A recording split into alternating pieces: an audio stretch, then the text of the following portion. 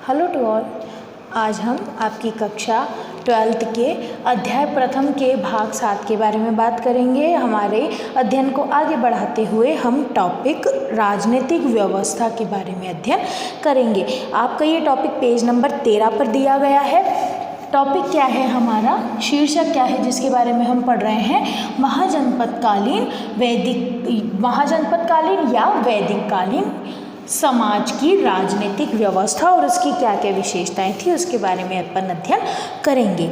वैदिक काल में व्यवस्थित राजनीतिक जीवन की शुरुआत हो चुकी थी। इस समय की सबसे छोटी इकाई राजनीतिक इकाई कुल थी। इस बारे में हम बात कर चुके हैं, ठीक है। हम इस बारे में पूरा टॉपिक पढ़ चुके थे कि पंचजना क्या है, कुल क्या है, ग्राम क्या है, विश क्या है, जन क्या है और राष्ट्र क्या है। जो मैंने भी आपको पढ़ाया, जो आपको बताया है शुरुआत में, वो एक तरीके से मैंने आपको दोहरान के रूप में ये चीज़ बताई थी कि क्या क्या हमने पिछले वीडियो के अंदर पढ़ा था। आगे आज की वीडियो में हम जो पढ़ेंगे वो टॉपिक है सभा व समिति। सभा व समिति के अंतर्गत क्या दिया है आप ध्यान देंगे।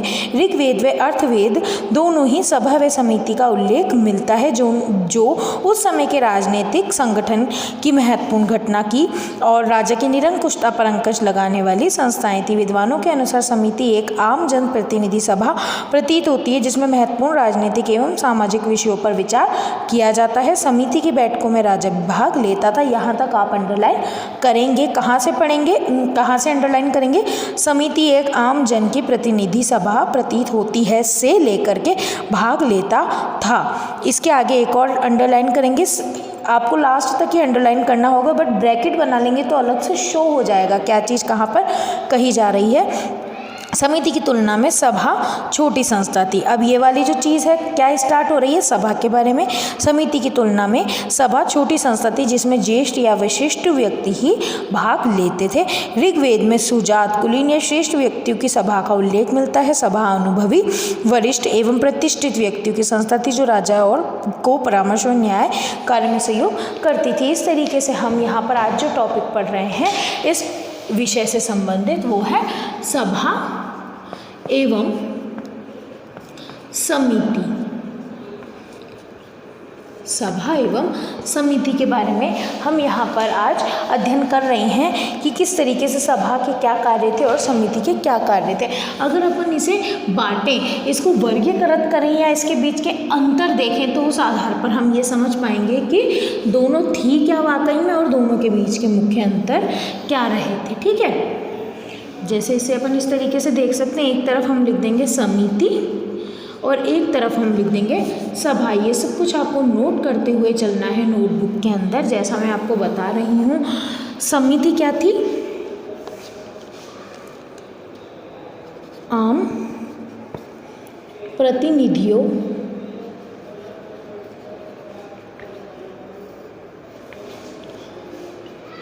से मिलकर बना समूह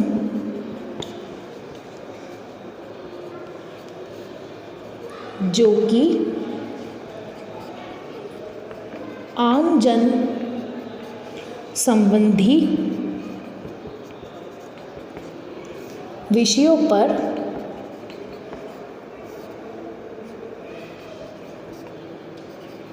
चर्चा करने का कार्य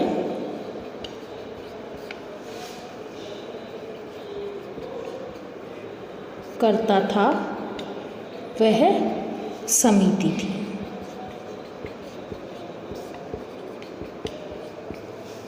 पहली चीज़ ये। दूसरी बात क्या है इससे संबंधित, समिति में राजा समिति की बैठकों में, है ना, आप ऐसे लिखेंगे, समिति की बैठकों में राजा भी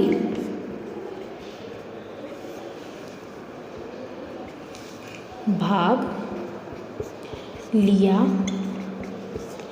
करता था, ठीक है। और लास्ट तीसरी बात क्या है इससे संबंधित, समिति संस्था की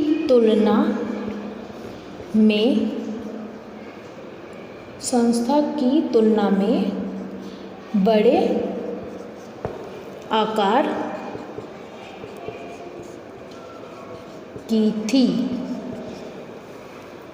एक और पॉइंट लिख लेते हैं हम ताकि और स्पष्ट हो जाए इसका मीनिंग। चौथा पॉइंट, समिति के सदस्य आम जन प्रतिनिधि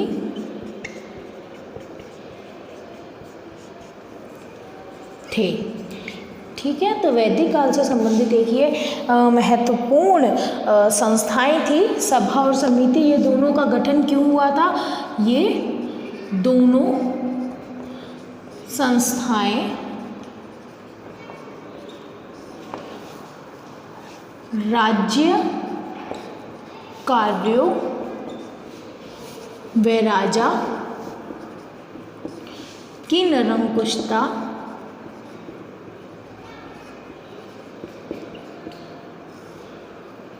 को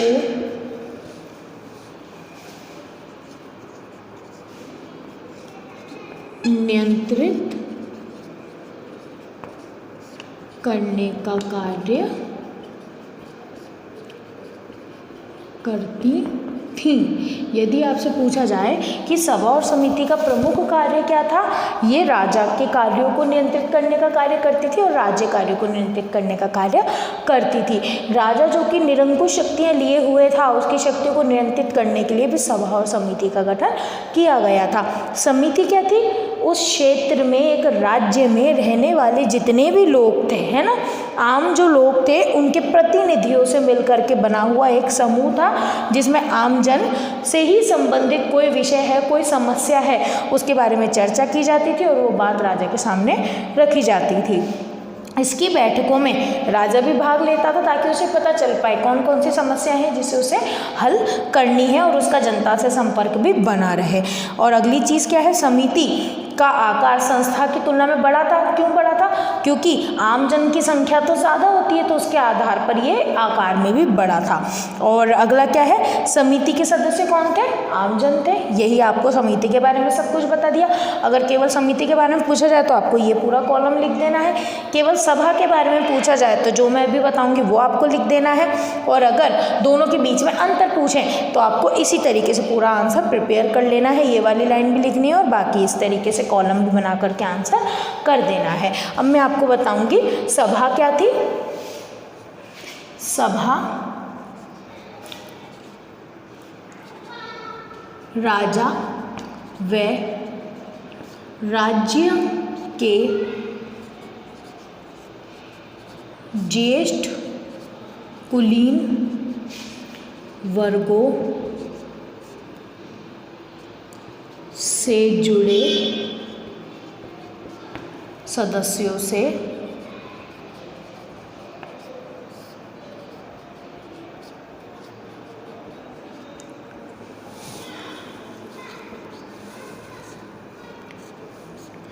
मिलकर बना समूह है।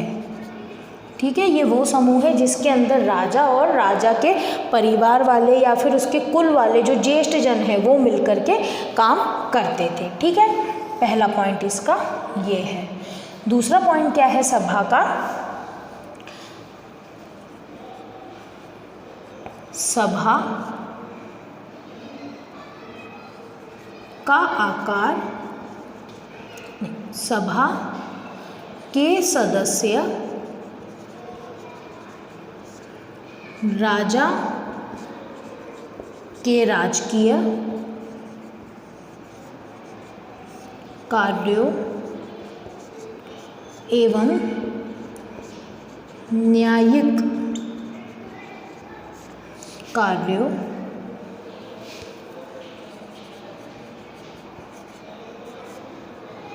में मदद करते थे। ठीक है। सभा के सदस्य क्या काम करते थे? राजा के राजकीय कार्यों में और न्यायिक कार्यों में उसका सहयोग या मदद करने का कार्य करते थे।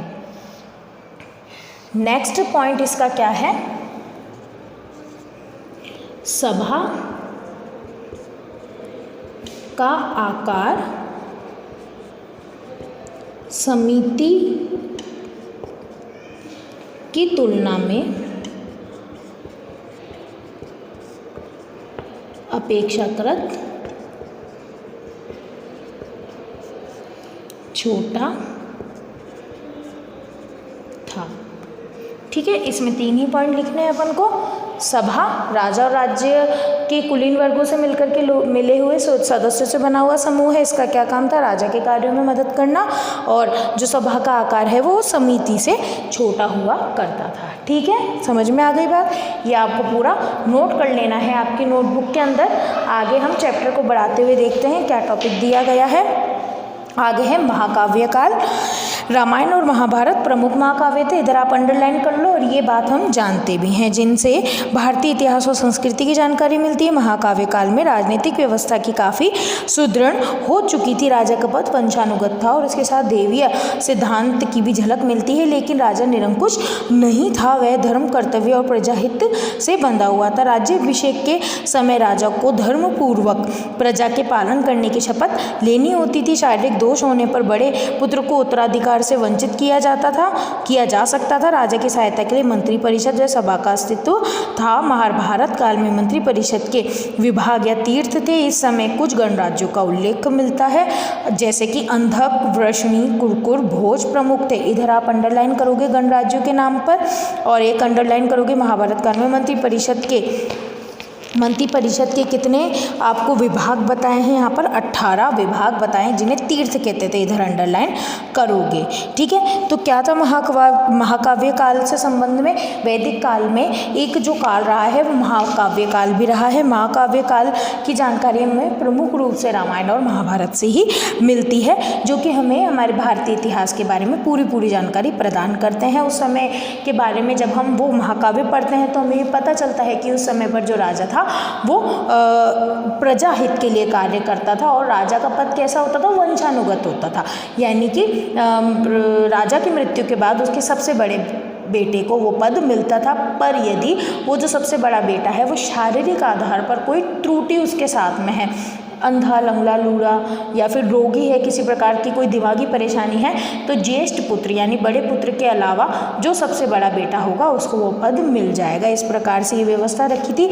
और जो पूरा राज्य था उसके अंदर बहुत सारे प्रमुख गणराज्य थे, जिसमें से मुख्य नाम आपको दिए हैं अंधक, वृष्णि, कुकुर और भोज। इधर आपने अंडरलाइन कर लिया होगा। राजा के कामों में हेल्प करने के लिए क्या बना हुआ था? मंत्री परिषद बनी हुई थी और उसके 18 विभाग थे, यानी मंत्री परिषद में अलग अलग विभाग थे। राजस्व विभाग है ना, खनन विभाग हो गया, खाद्य विभाग हो गया, सैन्य विभाग हो गया, ऐसे करके 18 विभाग थे जिन्हें तीर्थ कहा जाता था। इधर भी आप अंडरलाइन कर लोगे। नेक्स्ट है महाजनपद काल, जो आपको अपने आगे जो अपन वैदिक काल से संबंधित टॉपिक पढ़ रहे हैं महाजनपद काल। महाजनपद काल के बारे में आपको बताया है। महाजनपद काल के राजनीतिक जीवन की सबसे प्रमुख उपलब्धि सुदृढ़ राजतंत्र और गणतंत्रात्मक शासन व्यवस्था का विकसित होना है। यहाँ आप अंडरलाइन कर लोगे। इस बात से हमें क्या समझ में आया कि महाजनपद काल जो था वो राजतंत्र या गणतंत्र पर आधारित था। गणतंत्र का मतलब क्या होता है? जहाँ पर जनता वोट दे करके अपने प्रतिनिधि का चुनाव करती है, यानी उस समय भी जनता के चुनाव के आधार पर ही उनके प्रतिनिधि या मंत्री का चयन होता था। ये एक बहुत बड़ी चीज़ है कि इतने समय पूर्व ही ऐसा कार्य किया जाता था। ऋग्वैदिक काल में जन को कबीला कहते थे। उसका स्थायी भौगोलिक आधार नहीं था, क्योंकि कबीले के लोग कभी किसी जगह रहते थे, मौसम परिवर्तित होने के साथ ही अपनी सुविधा के अनुसार वो जगह भी परिवर्तित कर लेते थे, इसलिए उनका कोई स्थिर जगह नहीं थी। उत्तर वैदिक काल में जन बसना शुरू हो गए। उत्तर वैदिक काल आया, वो एक जगह बसने लगे। मैंने आपको बताया था क्यों, कृषि कार्य आदि करने के कारण बसने लगे, और वो क्या कहलाए? जनपद, जन से बना हुआ पद। जब इनका आकार भू विस्तार विस्तार हो गया, यही लिखा है आगे, भू विस्तार हो गया तो ये महाजनपद कहलाने लगे। ऐसे महाजनपदों की संख्या 16 है। उन 16 के नाम आपको दिए हैं, इधर आप अंडरलाइन करोगे। महाजनपद के बारे में मैंने आपको पहले भी पिछली वीडियो में नोट्स लिखाए थे कि महाजनपद क्या है और वो कितने हैं। 16 के 16 मैंने आपको नाम लिखवाए थे, वही इसमें दिए हैं, आप अंडरलाइन भी कर सकते हैं। इसके अलावा ये जो 16 महाजनपद थे, इनके अलावा भी कुछ बड़े बड़े जनपद थे, उनके नाम हैं, इधर आप अंडरलाइन करोगे। योद्धे, माद्रक, त्रिगृत, केकय, सिंधु, सोवीर, शिष्टि, अम्बष्ट, शाक्य, कलिंग, मूलक आदि प्रमुख थे। इस समय 4 महाशक्तिशाली महाजनपदों का उदय हुआ। ये जितने भी महाजनपद हैं उनमें सबसे मुख्य रूप से 4 सबसे ज़्यादा शक्तिशाली थे, उन पर आप अंडरलाइन करोगे। कोसल, मगध, वत्स और अवंती, ये 4 ज़्यादा शक्तिशाली थे। इधर कैसी प्रणाली थी, यहाँ पर इन सारे जनपदों में से 10 राज्यों में तो गणतंत्रात्मक शासन प्रणाली थी, यानी जनता के वोट के आधार पर प्रतिनिधि चुना जाता था, और बाकियों में राजतंत्र था। बौद्ध ग्रंथों में इनके नाम कौन कौन से बताए गए हैं, कौन से 10 हैं जिनमें गणतंत्र प्रणाली थी। कपिलवस्तु के शाक्य, रामगाम के कोलीय, सुमगरी के भग, अकलप के बुलू, केसपुत के कालाम, कुशीनारा के मल्ल, पावा के मल्ल, पिपिलवन के मौर्य और मिथिला के विदेह, वैशाली के लिच्छवी। ठीक है, यहाँ पर ये गणतंत्रात्मक शासन प्रणाली थी। तो इस प्रकार की ये जो गणतंत्रात्मक शासन प्रणाली थी वो किस प्रकार से चलाई जाती थी उसके बारे में आपको पेज नंबर 14 पर बताया जा रहा है। प्राचीन भारत में गणतंत्रात्मक शासन पद्धति और संवैधानिक व्यवस्था, यानी प्राचीन काल में जो गणतंत्रात्मक शासन प्रणाली थी उसका गठन कैसे होता था, वो चलती कैसे थी, और साथ में वहाँ पर संविधान किस प्रकार का था। संविधान हम किसे कहते हैं, राज्य को चलाने के लिए जो कानूनों और नियमों का ब्यौरा है उसको जब एक जगह संग्रहित करके लिख दिया जाता है तो वो संविधान कहलाता है। तो इस प्रकार की संवैधानिक व्यवस्था क्या प्राचीन काल में थी, और थी तो किस प्रकार की थी, वो इस टॉपिक में अब हम पढ़ेंगे। आज से लगभग 2500 वर्ष पूर्व भारत में समृद्ध गणतंत्रात्मक शासन पद्धति और संवैधानिक व्यवस्था के प्रमाण मिलते हैं। ये हमारी महत्वपूर्ण उपलब्धि थी। बौद्ध कालीन गणराज्यों के विधान और शासन पद्धति गणराज्य का राजा या प्रमुख निर्वाचित व्यक्ति होता था। अर्थशास्त्र में लिच्छवी गणराज्य के लिए राजा शब्द पोजीवी संघ का प्रयोग किया है, अर्थात वहाँ का प्रत्येक व्यक्ति अपने राज्य का राजा समझा जाता था। उपराज्य भंडारी एक सेनापति राजा की सहायता करती थी, इधर अंडरलाइन कर लेना।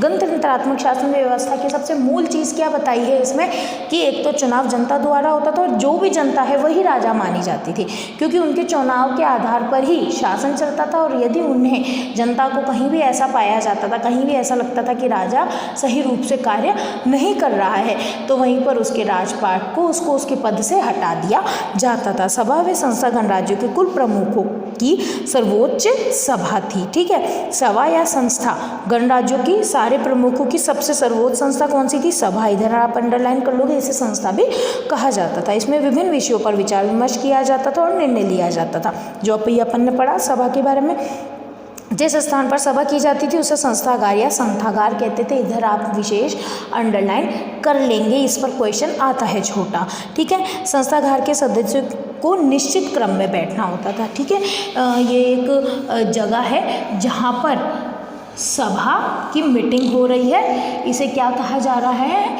यहाँ पर संथागार कहा जा रहा है या फिर संस्थागार भी इसे हम कहते थे। ये पूरा वो प्लेस है, इसके अंदर जितने भी सदस्य हैं वो एक निश्चित क्रम के अंदर बैठते थे। किस प्रकार से बैठते थे, ये देखो, संस्थागार के सदस्यों को निश्चित क्रम में बैठने की व्यवस्था थी। आसन पन्नापक नाम का अधिकारी करता था, यानी इस तरीके से उन्हें क्रम में बैठना होता था। पहला, दूसरा, तीसरा, चौथा, पांचवा, छठा, इस तरीके से और भी जितने आ जाएंगे। और यहाँ पर भी इसी तरीके के क्रम बने हुए थे जो कि अलग अलग उनके बैठने की व्यवस्था को करवाते थे। ये जो बैठने की व्यवस्था है ये कौन करता था, एक व्यक्ति था, एक पद था, जिस पद का नाम क्या रखा गया था, आसन पन्नापक। ये जो था वही इन सब के बैठने की व्यवस्था करता था कि किस तरीके से किसको किस पोस्ट पर बैठना है, किस पद पर, किस आसन पर बैठना है। ठीक है, इसके बाद आपको बताया है संस्था के अधिवेशन के लिए एक निश्चित संख्या गण पूर्ति आवश्यक होती थी। मान लो कि टोटल संस्था के अंदर 20 सदस्य हैं, तो वो जो संस्था की मीटिंग है उसे चलाने के लिए कम से कम फॉर एग्जाम्पल मान लो कि ये माना जाता था कि 12 सदस्य तो होने ही चाहिए, यानी एक वो निश्चित एक संख्या रखी गई थी कि इस संख्या से कम अगर सदस्य उपस्थित होंगे तो मीटिंग नहीं होगी, उससे ज़्यादा होंगे तो ही होगी। तो वो जो एक निश्चित संख्या रखी गई थी वो क्या कहलाती थी? कोरम कहलाती थी। ठीक है, या इसे गणपूर्ति संख्या भी कहते हैं। ये आपको पता होना चाहिए, यहाँ आप अंडरलाइन भी कर लेंगे साथ के साथ ही। प्रस्तोता द्वारा प्रस्ताव पेश किए जाते थे और उसके बाद में 3 बार दोहराया जाता था। दोहराने को क्या कहते थे? अनुसाव करना, ताकि सभी उपस्थित सदस्य उसे अच्छे से पढ़ लें। जो भी प्रस्ताव रखा गया है, जो समस्या रखी गई है, उसे सुनाने वाला व्यक्ति प्रस्तावक कहलाता था। सब लोग सुनते थे और उस सुनने के बाद में उस पर निर्णय देते थे, क्या वो उस बात के पक्ष में है या अगेंस्ट हैं। इसके बाद सबकी सहमति पूछ ली जाती थी। जो सदस्य चुप रहता था उसको भी सहमत मान लिया जाता था। और वाद विवाद भी किया जाता था। यदि लोग वाद विवाद कर रहे हैं कि ये विषय सही नहीं है, ये बात ऐसे नहीं ऐसे होनी चाहिए, तो उसके बाद में मतदान करवाया जाता था ताकि सही निर्णय पर आया जा सके। विभिन्न रंगों की मतदान के लिए क्या किया जाता था? विभिन्न रंगों की शालकाएं द्वारा, जो कि विभिन्न मतों की सूचक थी, मतदान कराया जाता था। यानी कि लाल, पीली, हरी लकड़ी की डंडियां होती थी जो कि अलग अलग मत की सूचक है। मान लो लाल नहीं और हरा हाँ का सूचक है। जो हाँ में वोट देना चाहता है वो हरी डंडी डाल देगा, जो ना में वो रेड डंडी डाल देगा। लास्ट में गिना जाएगा कितनी शालकाएं हुई हैं, रेड हुई हैं ज़्यादा तो उस प्रस्ताव को खारिज कर दिया जाता था, हरी ज़्यादा हुई हैं तो उसे आगे बढ़ा दिया जाता था, यानी उसके ऊपर कार्य चालू कर दिया जाता था। शालकाएं ग्राहक नामक अधिकारी द्वारा एकत्र की जाती थी। अंडरलाइन कर लो, इन शालकाओं को एकत्रित करने का काम किसका था? ग्राहक नामक अधिकारी का। यह कार्य गोपनीय रूप से होता था ताकि किसी के ऊपर कोई भी प्रॉब्लम ना आए। विवादित विषय पर चयनित समितियों को सौंप दिया जाता था। अगर कोई ऐसा विषय है, मान लो 10 लोगों ने 10 ने कहा हाँ, 10 ने कहा ना, तो कैसे निर्णय पर पहुंचेंगे? उसका निर्णय का काम जजेस पर छोड़ दिया जाता था। जो समिति बनी होती थी वरिष्ठ जजेस, न्याय पदाधिकारियों की, उनके ऊपर ये काम सौंप दिया जाता था कि आप इस पर निर्णय लो। गणतंत्रों की न्यायिक व्यवस्था पर भी विशेष ध्यान दिया जाता था। अब जो टॉपिक अपन पढ़ रहे हैं वो न्याय के बारे में पढ़ रहे हैं। इधर की न्यायिक व्यवस्था भी बहुत अच्छी थी। बुद्धघोष की अटकथा के अनुसार अपराधी की जाँच पड़ताल सहायक न्यायिक अधिकारी द्वारा की जाती थी। यानी न्याय व्यवस्था कैसी थी, किसने बताई है? बुद्धघोष है, उन्होंने एक कथा लिखी थी अटकथा। उसमें बताया है कि महाजनपद काल में न्यायिक व्यवस्था को संभालने के लिए 7 प्रकार के जजेस यानी न्यायपालक होते थे, जो कि जो दोषी है, जो भी समस्या है उसे सुनते थे। ठीक है, उसकी जांच पड़ताल करते थे और उसके बाद में वो दंड देते थे। हमारी वर्तमान संसदीय और संवैधानिक व्यवस्था महाजनपद कालीन गणतंत्रीय व्यवस्था जैसी थी वैसी ही छापों में नजर आती है। प्राचीन काल में प्रजातंत्र का अनुसरणीय उदाहरण था, लेकिन यह व्यवस्था लंबे समय तक निरंतर नहीं रह सकी। कालांतर में मौर्य शासक आए, महाजनपद में ये वाली व्यवस्था चल रही थी। उसके बाद मौर्य शासक आए, उन लोगों ने संपूर्ण राष्ट्र में एकता के सूत्र में बांधने का प्रयास भी किया। उसने केंद्रीकृत शासन व्यवस्था की स्थापना कर संपूर्ण भारतवर्ष को एक राजनीतिक इकाई के रूप में संगठित भी किया था। ठीक है, यहाँ पर एक चीज़ आई थी, आप उधर अंडरलाइन कर लो। हमारी वर्तमान संसदीय और संवैधानिक व्यवस्था में महाजनपदकालीन गणतंत्रीय व्यवस्था की स्पष्ट छाप दिखाई देती है। इधर अंडरलाइन करो और प्रश्न लिख दो, इधर ही नोट कर दो प्रश्न। इस लाइन के बाद आप लास्ट में लिखेंगे स्पष्ट कीजिए। क्या प्रश्न बना? हमारी वर्तमान संसदीय और संवैधानिक व्यवस्था में महाजनपदकालीन गणतंत्रीय व्यवस्था की स्पष्ट छाप दिखाई देती है, इस कथन को स्पष्ट कीजिए। तो इसके आंसर में आप क्या करेंगे? ये जो ऊपर अपन ने सारा टॉपिक पढ़ा ना गणतंत्र के संबंध में, कैसे चुनाव किया जाता था, राजा का क्या काम था, जनता ही राजा समझी जाती थी, कैसे निर्णय लिए जाते थे सबके वोट के आधार पर, और कौन कौन पदाधिकारी क्या काम करते थे, वो सब चीज़ इसके अंदर आपको लिख देनी और लास्ट में लिख देना है। निष्कर्षतः हम ये कह सकते हैं कि वर्तमान संसदीय व्यवस्था जो है वो महाजनपद काल की उसमें छाप नज़र आती है। ठीक है, ये वाला प्रश्न मैं आपको गृह कार्य में भी दूंगी, तो ये आप नोट कर लेना, कंफ्यूज मत होना। अब आगे जो टॉपिक है उसमें ये बताया जाएगा कि जो महाजनपद काल है उसकी सामाजिक व्यवस्था क्या थी, उसकी क्या क्या विशेषताएं हैं। इसकी प्रमुख विशेषताओं के रूप में हम उस समय की वर्ण व्यवस्था के बारे में पढ़ेंगे, उस समय की आश्रम व्यवस्था के बारे में अध्ययन करेंगे, उस समय की संन्यास आश्रम की व्यवस्था के बारे में बात करेंगे और संस्कार के बारे में बात करेंगे, पुरुषार्थ के बारे में बात करेंगे, यज्ञ और ऋण के बारे में बात करेंगे, परिवार और स्त्रियों की स्थिति के बारे में बात करेंगे। ये सारी जो चर्चा है हम नेक्स्ट वीडियो में करेंगे। इस वीडियो से संबंधित जितनी भी चीज़ें मैंने आपको लिखाई हैं, बताई हैं, इसको आपको अच्छे से लिख लेना है, नोटबुक के अंदर नोट भी कर लेना है सारा सब कुछ। अब मैं आपको इस टॉपिक से संबंधित कुछ महत्वपूर्ण प्रश्न या गृह कार्य के प्रश्न जिन्हें हम कह सकते हैं वो दे रही हूँ, जिन्हें आपको टाइम टू टाइम अपनी कॉपी के अंदर पूरे करते हुए रहना है। ठीक है, मैं ये आपको नोट करवा रही हूँ और ये जितना लिखा आया है ये आपको नोट भी करना है और समय से समय पढ़ना भी है, ताकि ये जो लिंक है आपसे छूटे नहीं और जो ये स्टडीज़ हैं आपकी कंटिन्यू होती रहें। तो अब आप लोग नोट करेंगे गृह कार्य के प्रश्न, और ये महत्वपूर्ण प्रश्न भी हैं इस टॉपिक से रिलेटेड, जितने भी बन सकते हैं, बोर्ड में आ सकते हैं, तो इन पर तो आपको विशेष ध्यान देना ही है।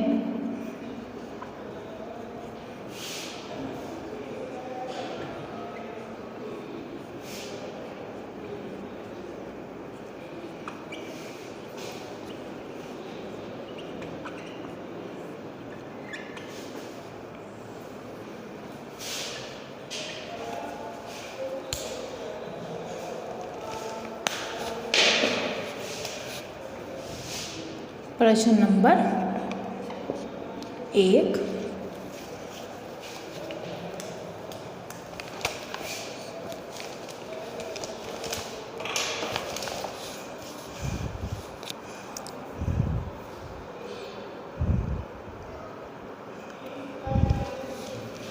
सुजात किन्हें कहा गया है। इसका आंसर आपको सभा समिति वाले टॉपिक के अंदर आसानी से मिल जाएगा। आप ध्यान से देखेंगे तो पहले जो मैं प्रश्न लिखवा रही हूँ सारे अति लघुतरात्मक प्रकार के हैं, है ना।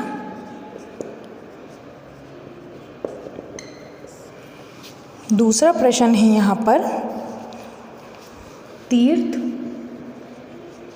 क्या है। प्रश्न नंबर 3,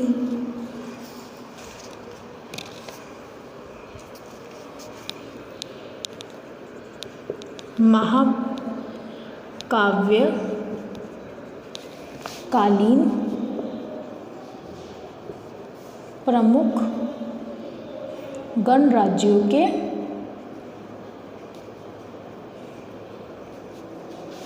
नाम बताइए।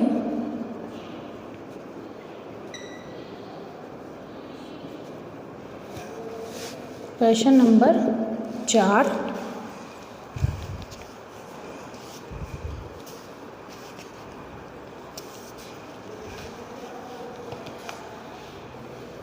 प्रमुख जनपदों के नाम बताइए। ध्यान रखना जनपदों के नाम पूछे हैं, महाजनपदों के नहीं पूछे हैं, क्योंकि वो वाले प्रश्न मैं आपको ऑलरेडी पिछली वीडियो में ही दे चुकी हूँ। प्रश्न नंबर 5,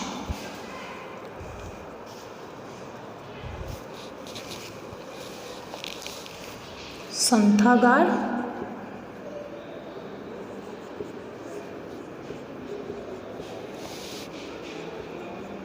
से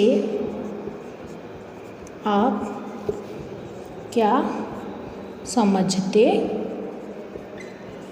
हैं। ठीक है, नेक्स्ट प्रश्न है,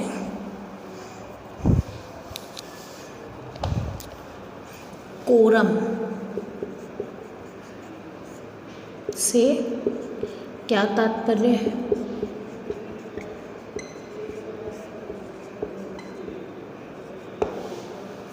ठीक है, इसके बाद मैं आपको लघुतरात्मक प्रश्न दे रही हूँ।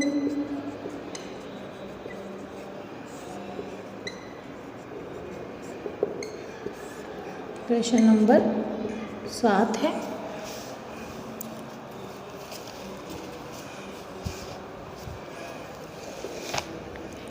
सभा व समिति के मध्य अंतर बताइए। प्रश्न नंबर 8,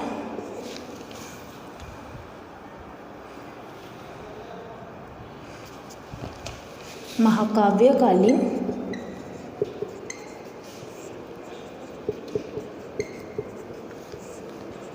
राजतंत्रीय व्यवस्था की व्याख्या कीजिए।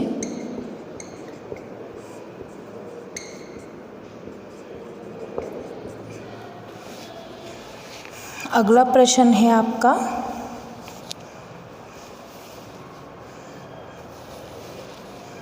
प्रश्न नंबर 9,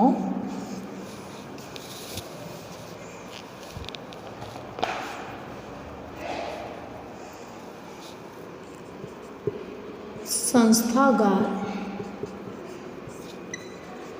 की बैठक व्यवस्था पर टिप्पणी दीजिए। और अंतिम प्रश्न जो है आपका 10वां, वही जो मैंने आपको टिक करवाया था मैं वहाँ लिख देती हूँ ये प्रश्न आगे की ओर। ये भी लघुत्तरात्मक प्रकार का ही है। प्रश्न नंबर 10,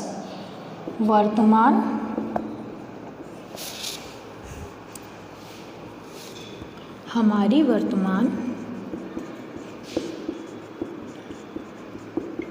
संवैधानिक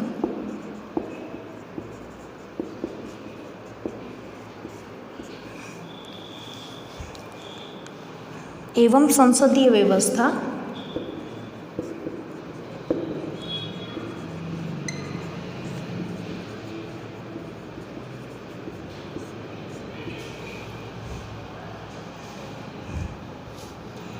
में महाजनपद काल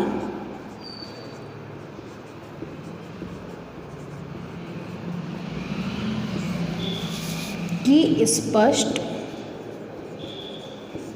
छाप नज़र आती है। कथन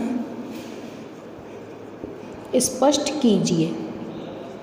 ठीक है, ये हमारे 10 प्रश्न हो गए हैं। इसका मैंने आपको आंसर बताया भी था कि कहाँ आएगा। ये इस टॉपिक से संबंधित कुछ मुख्य प्रश्न थे, इनको आपको टाइम से पूरा कर लेना है और याद भी करते चलना है, क्योंकि आपकी जो बुक है उसके महत्वपूर्ण प्रश्न हैं, इन टॉपिक्स के महत्वपूर्ण प्रश्न हैं जिनको हम समय से पूरा करेंगे तो हमारे बोर्ड में ये काम आएंगे। ठीक है, आगे का जो टॉपिक है सामाजिक व्यवस्था से संबंधित वो हम अगले वीडियो में कंटिन्यू करेंगे। Thank you.